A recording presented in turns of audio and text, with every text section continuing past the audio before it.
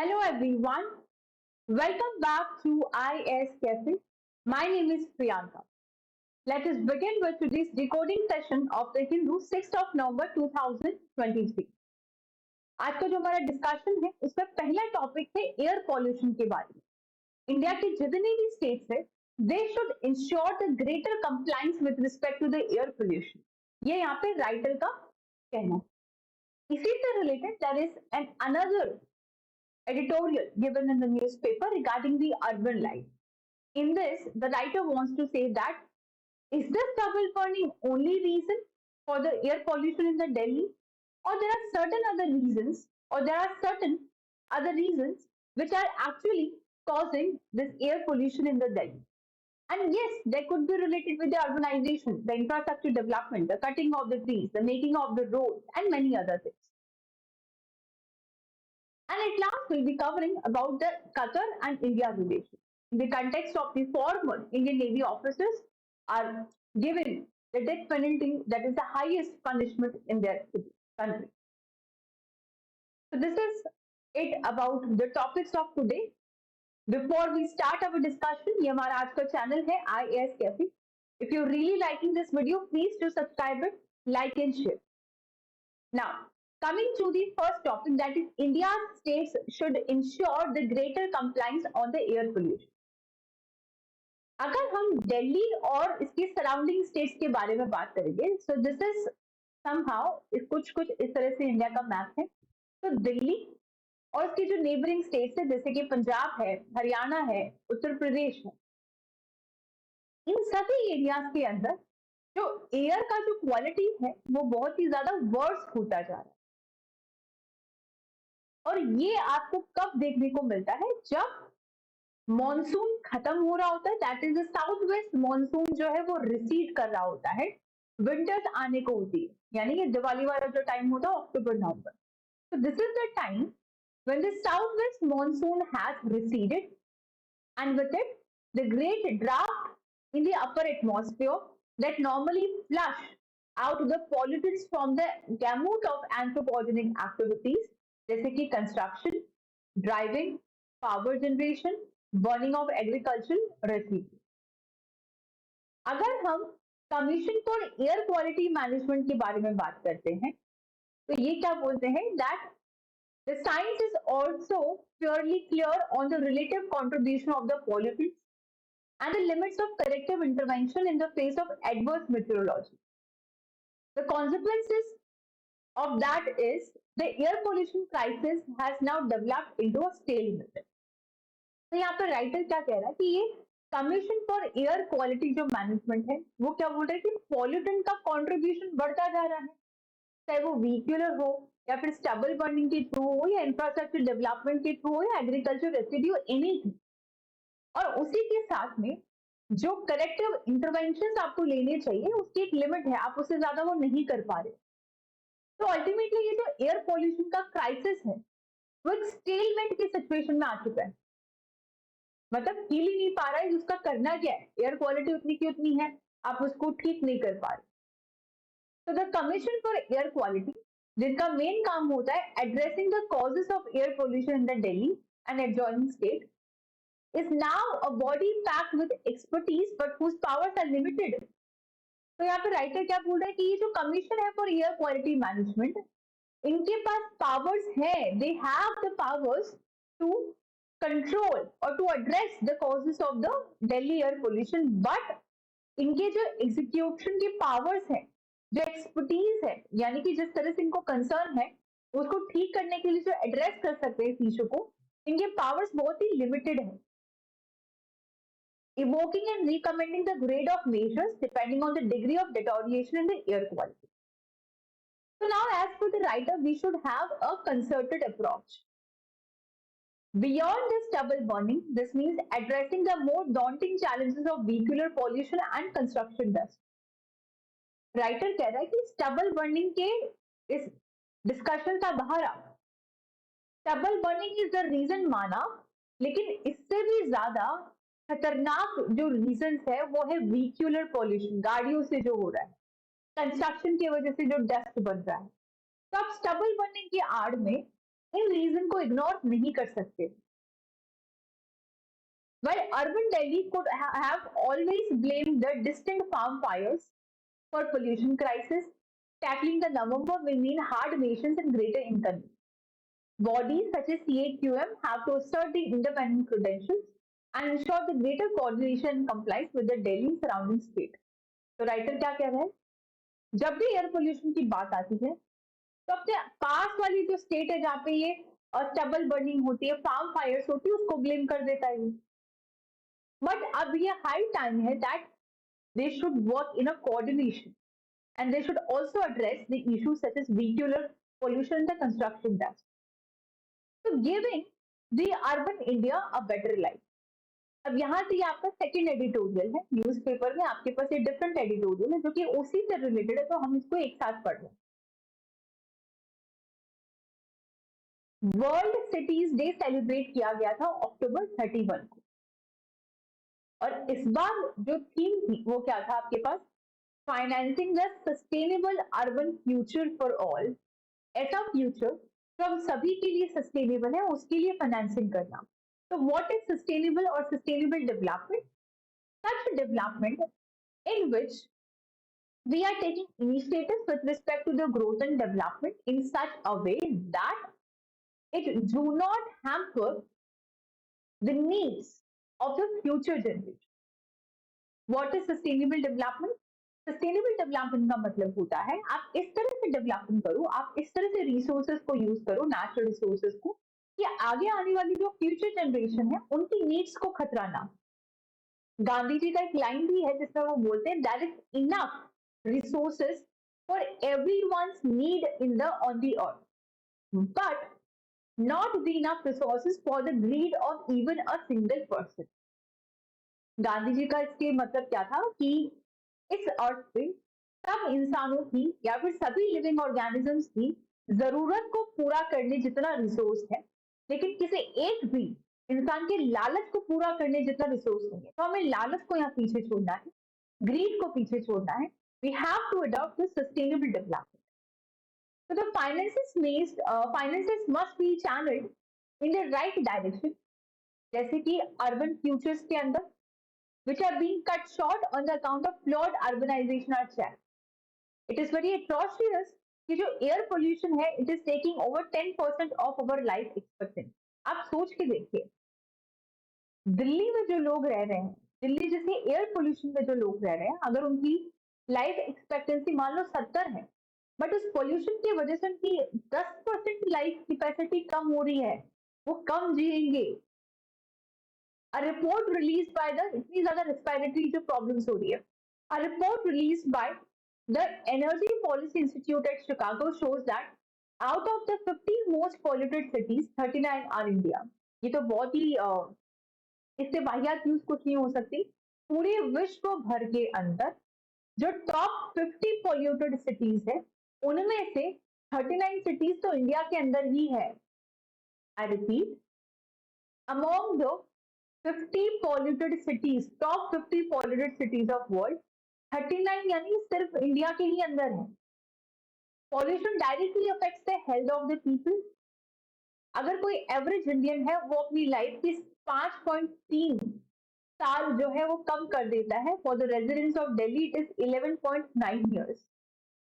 On an average 5.3 years की life expectancy कम हो जाती है, लेकिन दिल्ली के केस में 11 साल से है. This data only highlights the need for policy shift.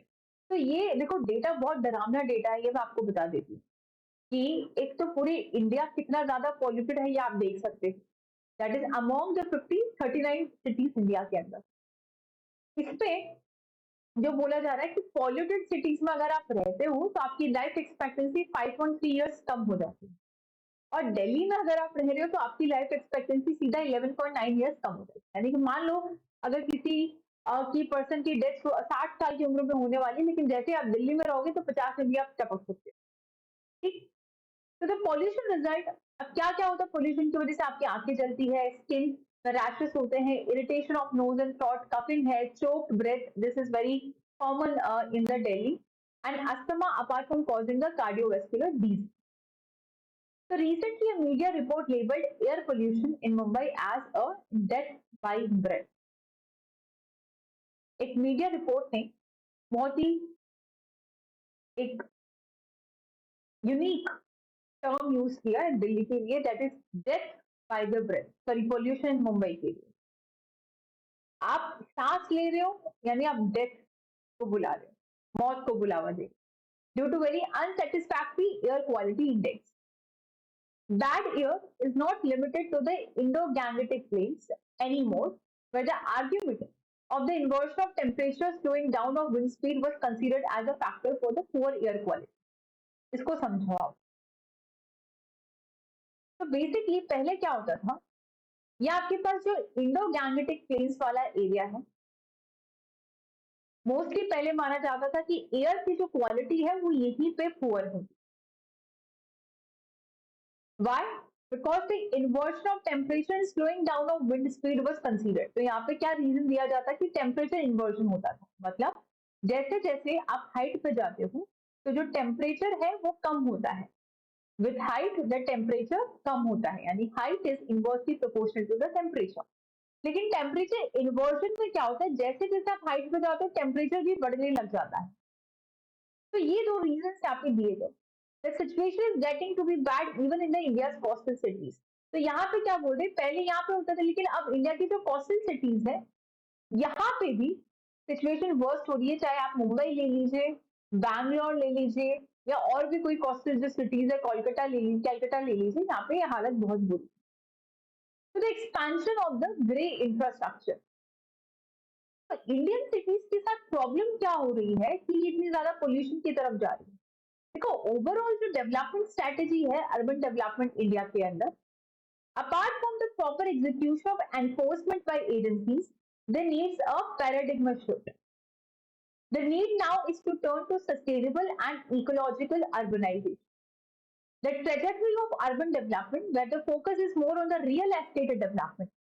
तो यहाँ पे राइटर क्या कह रहा है कि फोकस जो है मोस्टली रियल एस्टेट डेवलपमेंट में, कि रोड जो हमको चौड़ी कर दो, यानी आप जो आसपास के पेड़ उनको काटोगे, एग्रीकल्चर अगर करोगे तो आपको जंगल काटने पड़ेंगे, राइट।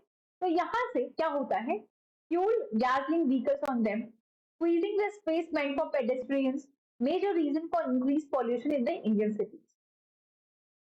रोड डस्ट, जिसमें आप concrete, batching, pollution, industrial units, इन सब की वजह से रोड की जो मिट्टी आ रही है। ऐसा एस्टिमेट किया जाता है कि गाड़ियों से, यानी कि जो मोटराइज्ड ट्रांसपोर्ट है, इकलौता इकलौता यही एक रीजन है 60% ऑफ अर्बन पॉल्यूशन के।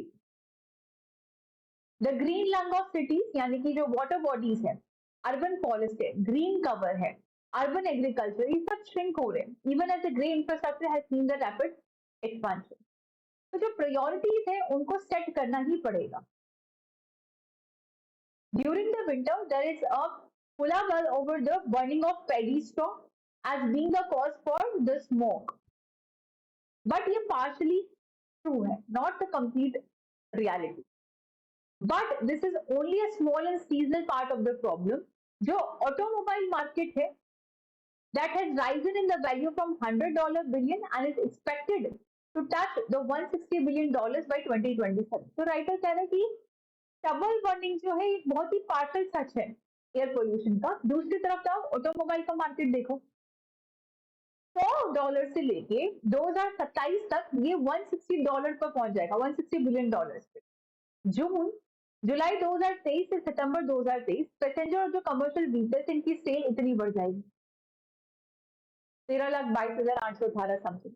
So while this figure is not limited to urban India itself, it is clear that such growth must serve as impetus to the new design of direction to the urban development. Roads चौड़ी करना, inducing the people to buy more cars while ignoring the fact that traffic snarl are increasing. Car तो लोग show off के लिए लेने लग गए। आप डेवलप्ड सिटीज में जाइए, डेवलप्ड कंट्रीज में जाइए, यूरोप जैसी कंट्री, जर्मनी जैसी जो जगह है, they prefer cycling. It is not for the show off that we have 4 car, 5 car. They are moving towards a sustainable development. Construction activities, which are on the rise in almost every Indian city, it contributes 10% to the air pollution in the national capital region. और इन सब data को देखते हुए एक बहुत ही दुखद घटना ये है कि इनके लिए कोई भी अभी तक कंट्रोल कंस्ट्रक्शन नहीं है, कि कोई रेगुलेटरी जो मेजर्स है वो यहाँ पे नहीं। और अनफॉर्चुनेटली जो सिटी रेजिडेंट्स है have hardly any participatory role, पर फिर भी उनको इसका हिस्सा जो है वो बनना पड़ता है। तो हमारा जो फोकस है वो पब्लिक ट्रांसपोर्ट की तरफ जाना चाहिए। आपको ऑफिस जाना, बस में जाइए।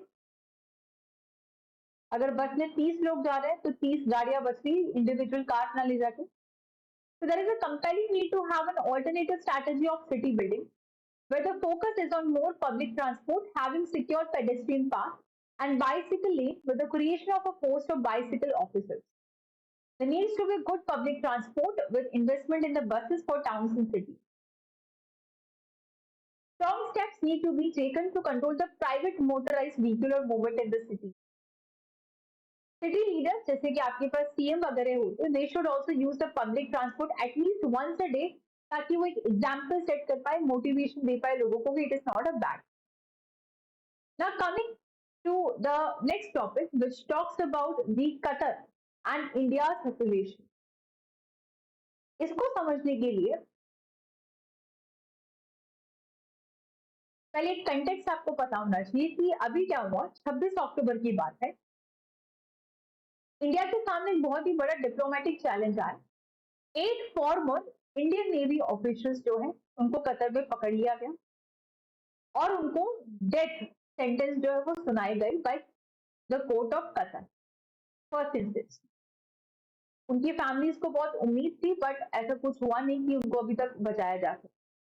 तो यहाँ से हम देखते हैं पहले इंडिया और जो कतर है इसके रिलेशन को समझने से पहले हिस्टोरिकल बैकग्राउंड, हमारी जो रिलेशन है, फ्रेंडली टाइज है, वो किस तरह से। 1973 में इंडिया और कतर के बीच में डिप्लोमेटिक जो रिलेशन है वो स्टैब्लिश हुए। हाउएवर, जब से हमारे जो प्राइम मिनिस्टर है मनमोहन सिंह 2008 में उन्होंने वहां पे विजिट किया, he was the first Indian PM जहां पे रिलेशनशिप जो है इंप्रूव हुई। When Qatari Amir visited in 2015, 5 memorandum of understanding जो है यहाँ पे साइन हुए। Additionally, an agreement on prisoner repatriation was made permitting citizens of India or Qatar who have been convicted and sentenced for a crime to be extradited back to their home country to serve the remainder of their prison sentence. So last year, two sides agreed to celebrate the, तो पिछले साल की बात है कि दोनों side ने इस चीज को हाँ बोला कि ठीक है, हम हमारी जो फ्रेंडली रिलेशन है 2023 में 50 साल पूरे हो जाएंगे, हम सेलिब्रेट करें। So if I talk about the Indian community, it is the largest expatriate group in Qatar. कम से कम 8 लाख इंडियंस वहां पे होंगे जो कि उनको अलग अलग एरियाज के अंदर कंट्रीब्यूट करते हैं, चाहे वो कतर 2022 फीफा वर्ल्ड कप से रिलेटेड प्रोजेक्ट्स ही क्यों ना। इकोनॉमिक टाइम्स 2021 के अंदर India was one of the Qatar's top 4 export destination as well as one of the top 3 import sources. The bilateral trade जो है इन दोनों का वो $15 billion with over $13 billion in LNG and LPG export. Defence के अंदर they both have officially described as a pillar of Indian Qatar cooperation. तो अब चैलेंजेस कहाँ आ रहे हैं रिसेंटली। सबसे पहले क्राइसिस आया 2017 में, complicated India's relation with the Arab Gulf state. Indian government referred to the rift as an internal matter involving the Gulf Cooperation Council countries. लेकिन जो साउदी लेड ब्लॉक है closing the sea, land and air borders appear to present Delhi with hurdles in maintaining the trading links with the country.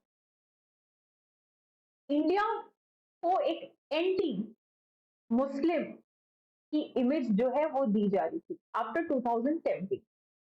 The first major test of relationship after 2017 was a ruling party's spokesperson derogatory references to the Prophet on a TV show.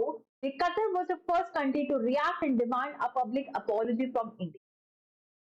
So basically, TV show में जो profit है उनके बारे में कुछ कह दिया था एक शो के अंदर।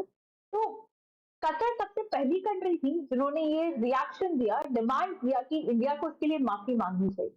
तो यहाँ से इनके रिलेशन थोड़े से खराब होने स्टार्ट हुए और अब आप देख सकते हो कि 8 एक्स नेवी पर्सनल उनको जेल हुआ है, ये एक सेकंड वीडियो है। तो इस तरह से आप इनकी पूरी जो फ्रेंडली रिलेशन है इसको यहाँ पे आप देख सकते हो। तो द लॉन्ग कस्टडी जो है यहाँ पे for no reason public domain में है नहीं, ये बहुत सीक्रेट वे में इसको कर रहे हैं, तो अल्टीमेटली इनके जो रिलेशन है initially it was good but now the relations are going apart. ठीक है. So this was all about the today's discussion. Thank you so much. Please do support us by subscribing our channel IAS Cafe, like and share our video. Thank you.